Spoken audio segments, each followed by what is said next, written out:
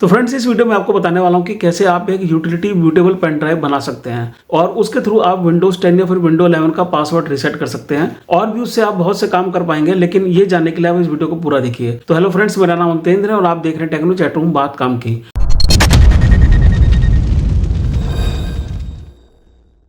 तो अभी कुछ दिन पहले एक मैंने वीडियो बनाया था जिसमें मैंने स्टेप बाय स्टेप पूरा बताया था कि आप कैसे बूटेबल पेन ड्राइव के थ्रू विंडोज का पासवर्ड रीसेट कर सकते हैं। लेकिन मैं आपको इस वीडियो में ये बताने वाला हूँ कि आप वो बूटेबल पेन ड्राइव बनाएंगे कैसे। तो आइए ये जानने के लिए चलते हैं कंप्यूटर की स्क्रीन पे।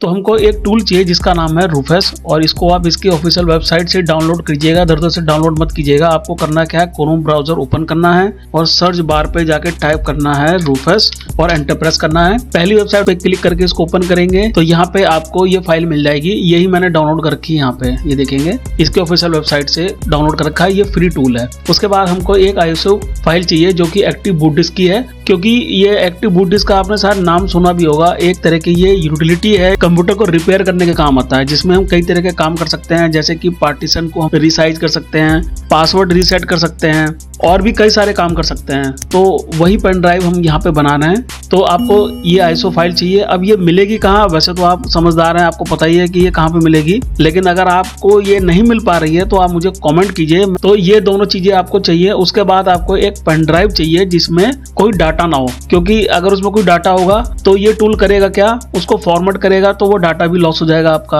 और उसका साइज क्या होना चाहिए, ये देखिए ISO फाइल का जो साइज है बेसिकली 523 MB है। तो या तो वो 1 GB की हो या उससे ज्यादा की हो। तो बस आपको ये 3 चीज चाहिए। उसके बाद आपको करना क्या है, आपको पेन ड्राइव को अपने कंप्यूटर में लगाना है। किसी भी पोर्ट पे लगा दीजिए और वो जो पेन ड्राइव है चाहे वो USB 2 हो 3 हो, उससे कोई फर्क नहीं पड़ता। तो जैसे ही आप पेन ड्राइव लगा लेंगे, अभी आप यहाँ पे देख रहे हैं कुछ डाटा है इसमें, लेकिन मेरे काम का नहीं है, तो इसको हम फॉर्मेट कर ही देंगे इसी के थ्रू, इस टूल के थ्रू। तो उसके बाद आपको क्या करना है, जब आप पेन ड्राइव लगा लेते हैं कंप्यूटर में, आपको इस टूल को रन करना है, रूफेस को। तो जब आप रूफेस को रन करेंगे तो कुछ इस तरह का इंटरफेस आपके सामने आएगा। तो यहाँ पे कुछ सेटिंग्स करनी पड़ती हैं। सबसे पहला काम आपको क्या करना है, आपको पेन ड्राइव सेलेक्ट करनी है। अगर आपने एक से ज्यादा पेन ड्राइव लगा रखी है कंप्यूटर में तो वो यहाँ पे शो करता है। अब क्योंकि एक ही पेन ड्राइव है यहाँ पे तो ये नहीं शो कर रहा है। ये पेन ड्राइव वही है जिसको हम बूटेबल बनाने जा रहे हैं। उसके बाद आपको कुछ सेटिंग करनी है नीचे, जैसे कि यहाँ बूट सिलेक्शन में आपको कई ऑप्शन मिलते हैं। तो यहाँ पे आपको ऑप्शन लेना है डिस्क और ISO इमेज, क्योंकि हम ये जो एक्टिव बूट डिस्क की इमेज है इसी को कॉल करने वाले हैं। तो इसलिए आपको इस ऑप्शन को सेलेक्ट करने के बाद यहाँ पे सेलेक्ट पे क्लिक करना है, जो उसके बगल में एक ऑप्शन आ रहा है, और इस फाइल को कॉल करना है जो कि हमारी डेस्कटॉप पे है। देखिए एक्टिव बूट डिस्क के अंदर ये हमारी ISO फोल्डर है, ये फाइल है, इसको ओपन करना है। ओपन जैसे ही आप करेंगे यहाँ वो शो होगी। उसके बाद आपको आजकल के जो लेटेस्ट कंप्यूटर है उसके हिसाब से यहाँ पे कुछ सेटिंग करनी है, जैसे कि पार्टीशन स्कीम में आपको GPT लेना है और टारगेट सिस्टम में UEFI लेना है। वैसे तो यहाँ ऑप्शन है नहीं कि टारगेट में, बाय डिफॉल्ट UEFI पे है। उसके बाद नीचे आप चाहें तो यहाँ पे पेन ड्राइव का कोई नाम दे सकते हैं। अगर आप चाहें तो एक्टिव बूट डिस्क का शॉर्ट फॉर्म लिख सकते हैं कुछ इस तरह से। और फाइल सिस्टम आपको NTFS रखना है और क्लस्टर साइज डिफॉल्ट रखना है। ये सेटिंग करनी है। उसके बाद आपको स्टार्ट पे क्लिक करना है। कोई आपके सामने वार्निंग आती है तो ओके पे क्लिक करना है। तो जैसे आप ओके पे क्लिक करेंगे तो प्रोसेस स्टार्ट होगी और बूटेबल पेन ड्राइव बनना शुरू हो जाएगी। अब ये जो प्रोसेस है ये थोड़ा समय ले सकती है। तो ये जो प्रोसेस हमारी कंप्लीट हो चुकी है, हमको यहाँ पे क्लोज पे क्लिक करके इसको बंद कर देना है। अब आइए इस पेन ड्राइव से बूट करते हैं अपने कंप्यूटर को और जानते हैं कि कंप्यूटर को रिपेयर करने के लिए हमको कौन कौन से टूल्स इसके अंदर मिलेंगे। ये है वो पेन ड्राइव जो भी हमने बनाई है, इसको हम कंप्यूटर में लगाएंगे। कंप्यूटर को करेंगे रिस्टार्ट और अब हमको जाना है कंप्यूटर की बायोस में और वहाँ पे सीक्वेंस चेंज करना है, क्योंकि अभी वहाँ पे जो बूट सीक्वेंस है वो हार्ड ड्राइव पर लगा होगा, उसको हटा करके हमको चेंज करना है।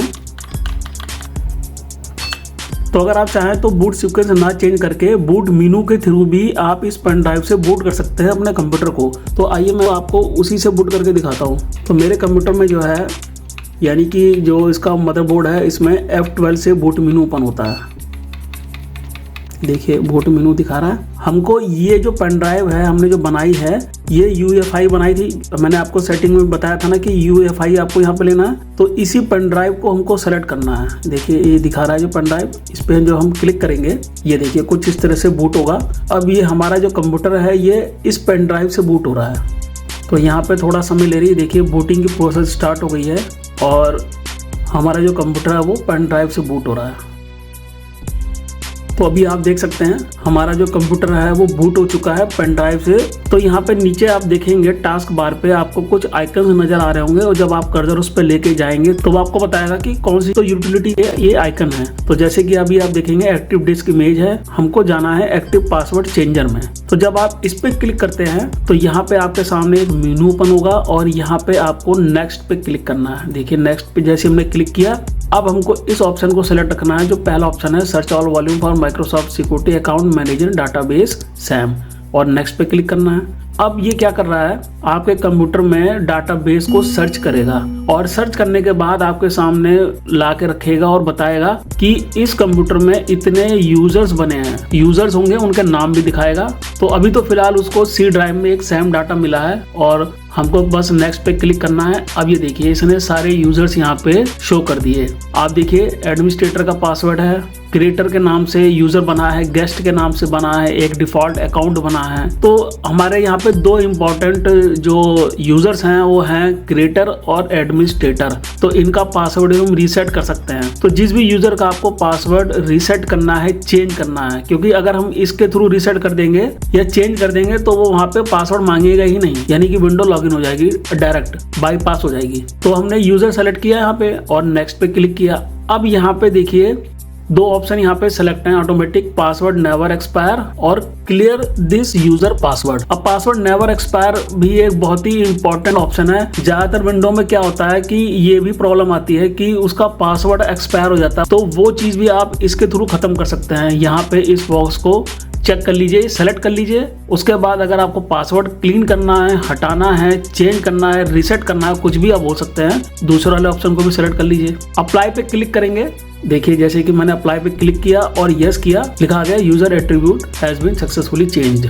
तो हमारा जो पासवर्ड है वो रीसेट हो गया, चेंज हो गया, या आप ये भी कह सकते हैं ब्रेक हो गया, हट गया, कुछ भी आप बोल सकते हैं। फिनिश पे क्लिक करेंगे। अब हम अगर इसको बूट करेंगे कंप्यूटर को तो हमसे वो कोई पासवर्ड नहीं मांगेगा, डायरेक्ट लॉगिन हो जाएगा। तो एक तो यूटिलिटी इसमें ये है, यानी कि एक टूल दिया हुआ है।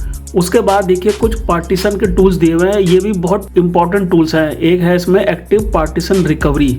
जब आप इसको रन करेंगे तो आप डिलीटेड फाइल रिकवर कर सकते हैं। देखिए दिखा रहा है यहाँ पे कि आप पार्टीशन रिकवरी चाहते हैं कि इजी फाइल रिकवरी चाहते हैं। तो इजी वाला ऑप्शन लेते हैं।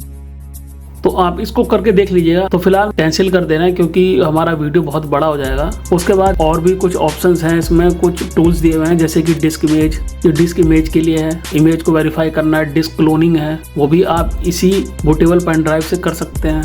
उसके बाद यहाँ पे एक टूल दिया हुआ है किल डिस्क का। किल डिस्क क्या है, ये फॉर्मेट कर देगी कंप्यूटर को, हार्ड डिस्क को, वो डाटा कभी रिकवरी नहीं होगा। किल डिस्क का मतलब ये होता है। उसके बाद अनडिलीटेड है, डिलीटेड फाइल को आप वापस ला सकते हैं। अनइरेजर है, अनफॉर्मेट है, फॉर्मेट डाटा रिकवरी है, गलती से फॉर्मेट हो गया तो वो इसके थ्रू भी आप डाटा रिकवर कर सकते हैं। तो इतने तरह के टूल्स दिए हुए हैं इस एक पेन ड्राइव में। जब आपने अपना काम कर लिया तो आप इसको शट डाउन करना है। आपने सीधे टर्न ऑफ कंप्यूटर पे क्लिक करना है और यहाँ पे टर्न ऑफ पे दोबारा क्लिक करना है। आपका कंप्यूटर बंद हो जाएगा। और जब आप दोबारा ऑन करेंगे इसको तो ये नॉर्मली बूट होगा। देखिए हमारी विंडो बूट हुई, वेलकम स्क्रीन आ गई सीधे, कोई पासवर्ड मांगा नहीं। तो फ्रेंड्स मुझे उम्मीद है आपको ये वीडियो मेरा काम का लगा होगा। अगर आपको मेरा वीडियो काम का लगा है तो उसको लाइक और शेयर करें। ऐसे टेक्निकल वीडियो देखने के लिए मेरे चैनल को सब्सक्राइब कर लें। अब आपसे अगली वीडियो मुलाकात होगी। Thank you for watching my video.